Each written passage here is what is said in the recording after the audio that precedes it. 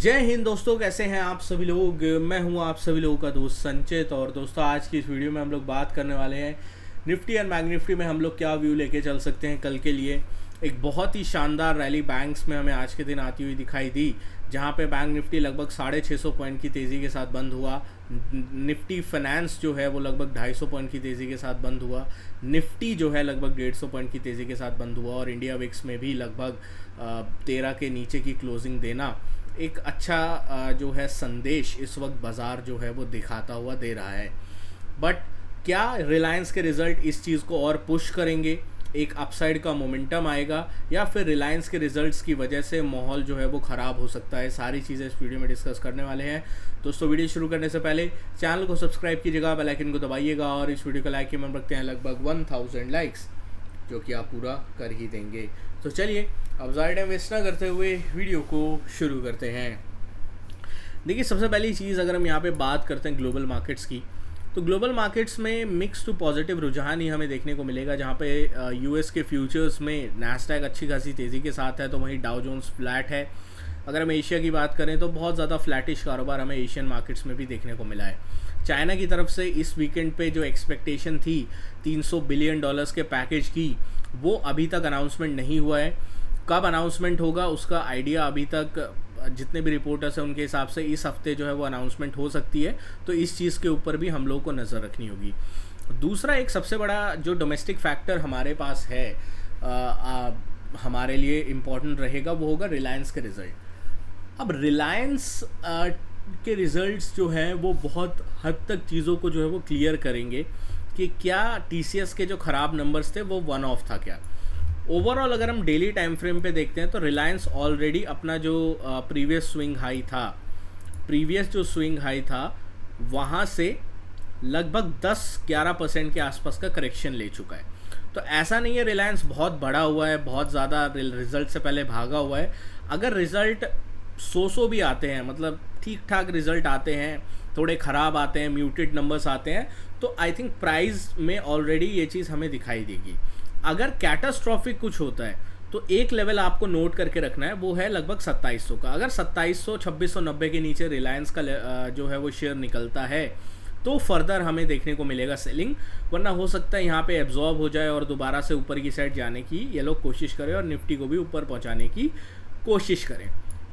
अब निफ्टी की बात कर लेते हैं।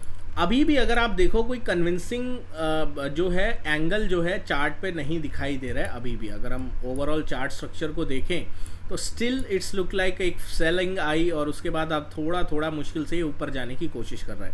कहाँ तक ये जा सकता है उसके बारे में अगर हम देखें तो 15 मिनट टाइम फ्रेम पे हम लोग आएंगे।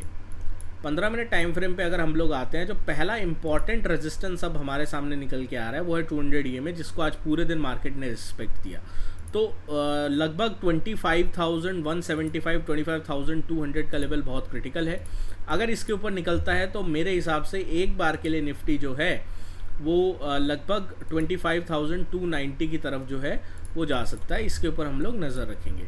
ऑन द डाउन साइड में अगर निफ्टी जो है एक बार के लिए ये वाला स्विंग जो है लगभग 25,040-50 का, इसको ब्रेक डाउन करता है तो शॉर्ट का एक ट्रेड भी इनिशिएट हो सकता है, और उसके बाद हमें डाउन साइड में लगभग 24,850 के लेवल्स जो है वो देखने को मिल जाएंगे। बैंक निफ्टी की अगर मैं बात करता हूँ तो बैंक निफ्टी ने आज फाइनली रेंज को ब्रेकआउट करने की कोशिश करी है, पूरे दिन कंसोलिडेट किया एंड एंड में हायर लेवल पे क्लोज दिया है।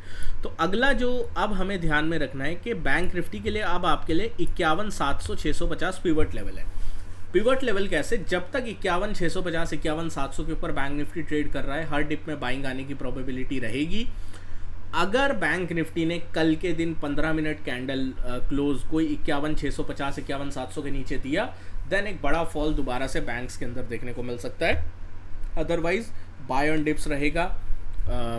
मार्केट में ऊपर की साइड का मोमेंटम कंटिन्यू रह सकता है, और ये मोमेंटम अपने को कहाँ तक लेके जाएगा, एक बार के लिए जो अगला मोमेंटम है वो हमें 52,200-250 तक एक जगह दिखाई देती है, 300 से 400 पॉइंट, और यहाँ पे बैंक निफ्टी चल सकता है अगर 51,650 और 51,700 के लेवल को होल्ड करने में कामयाब रहता है। तो निफ्टी फाइनेंस की बात कर लेते हैं।